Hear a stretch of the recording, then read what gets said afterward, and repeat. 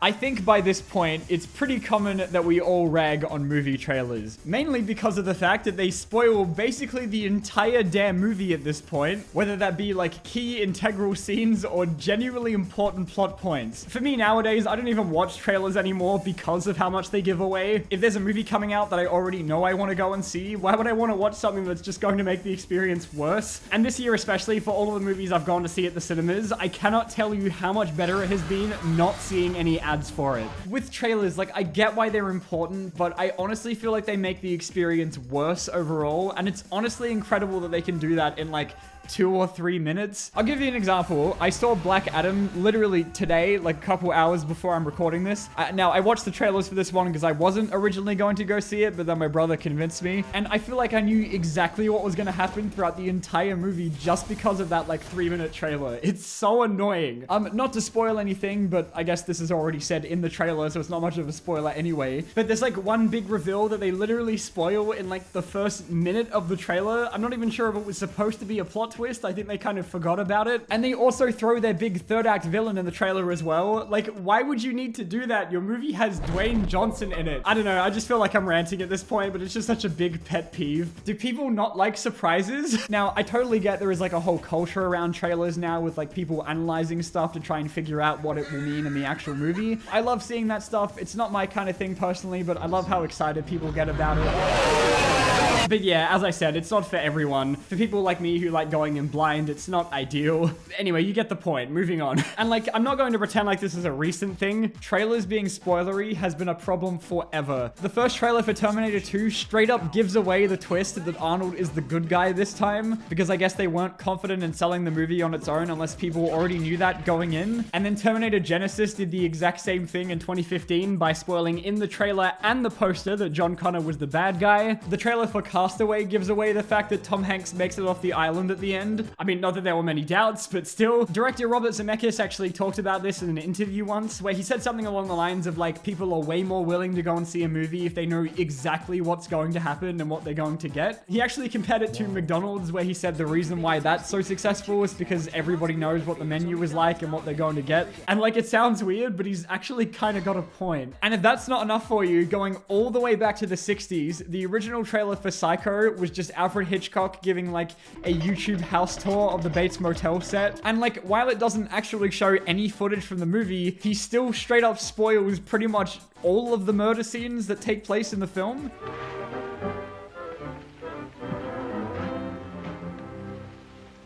The bathroom.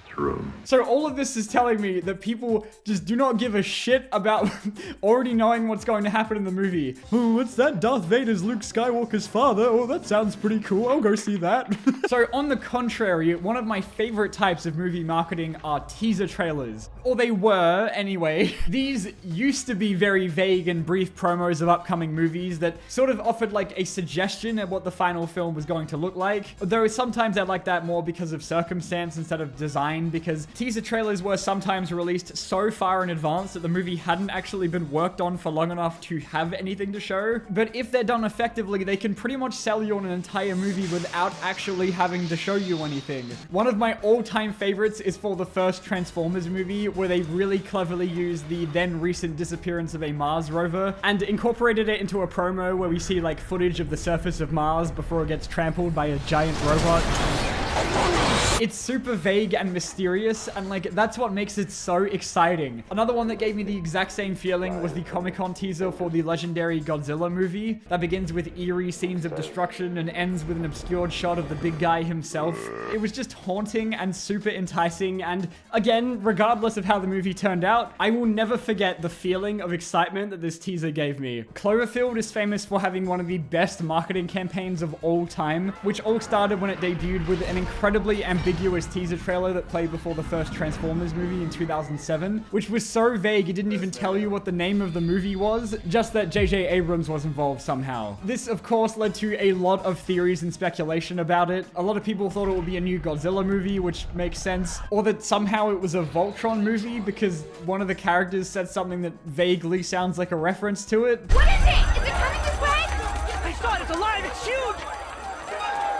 So anyway, teasers can be such a cool way of getting you hyped and selling you on a movie without spoiling the entire fucking thing, which if you ask me is what normal trailers should be doing in the first place, but I don't know, apparently people don't like surprises. Nowadays though, teaser trailers are exactly the same as normal trailers, except they come out first. On occasion though, you can tell when the marketing guys kind of struggle to sell a movie to audiences, and so have to rely on deceiving marketing in order to get people to go and see it. One case that makes sense is like what Marvel's been doing recently, where they like edit certain shots in the trailers so as not to give away plot points for the movie, like the Hulk in the Infinity War trailer, or like with Cabin in the Woods, where the trailer intentionally disguises itself as the exact shitty generic horror movie that it's actually making fun of, which worked out well for them because people will always go and see shitty generic horror movies. That makes sense, okay? It serves a purpose, I get it. And obviously some things change in movies from the time it takes from the trailer coming out to the final release, so sometimes they have things that don't end up making it in, like with the Alien 3 teaser that says it's going to be on Earth.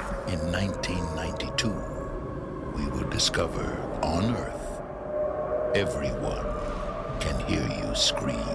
That movie would have been fucking awesome. I think it happened with Slender Man 2, where like literally half of the shots in the trailer aren't even in the finished movie, because they had to cut a whole bunch of stuff because of all the controversy that happened. But then you have shit like the Bye Bye Man, where the trailer has shots that are specifically edited to look more spooky or dramatic. The fucking thumbnail for the trailer isn't even a shot in the actual movie. Like, you can't do that. There's a bit in the trailer for the 2010 Predators movie where Adrian Brody gets like surrounded by 100 Predator laser sights, when in the actual movie it's only like one. Like, I'm pretty sure that's cheating. These are only like individual scenes though. Sometimes trailers just straight up lie about the entire movie. One example that kept coming up when I was looking into this is Kangaroo Jack, which is deceptively made out to be like a lighthearted adventure movie for kids with a funny talking kangaroo, when in reality it's actually about two thieves trying to retrieve 50 grand off of a jacket that a kangaroo stole so they don't get killed by the mob. The part in the trailer where the kangaroo speaks was from a dream sequence where the kangaroo starts rapping, which was pretty blatantly just put in there so they could put it in the trailer. The Amazing Spider-Man 2 is one where I'm not sure if it was intentionally misleading or if they just cut a whole bunch from the movie. I remember seeing posters and even in the trailer, it was sort of alluding to the fact that it would be a team up between Electro, Green Goblin, and Rhino, who supposedly would all have equally prominent screen time, only for two of them to work together for like 5 minutes and Rhino to not even show up until literally a minute before the credits. The movie Jennifer's Body with Megan Fox had a bit of trouble getting across to audiences because clearly the marketing guys didn't actually watch the movie or something, because they decided to focus the trailers around like the sex appeal aspect to appeal to horny teenagers and creepy men instead of the actual target demographic of the movie, which were women. And so obviously it underperformed when it came out because the audience it was made for didn't know they were supposed to go and see it. The movie Drive with Ryan Gosling, which is like a neo-noir slow burn thriller that has so few action elements that I'd more so call them sudden bursts of violence than action scenes, had a trailer that of course focused entirely on those action elements, which understandably made people a bit upset when they went into it expecting a Fast and Furious movie. I mean, I know it's a bit of a tough movie to sell to most audiences, but I feel like they had to have known it was going to backfire a little bit. I bet they didn't expect that one lady from Michigan was so upset about this fact that she tried to sue them for it. Michigan woman files suit against distributor of Ryan Gosling thriller, claiming that film had very little driving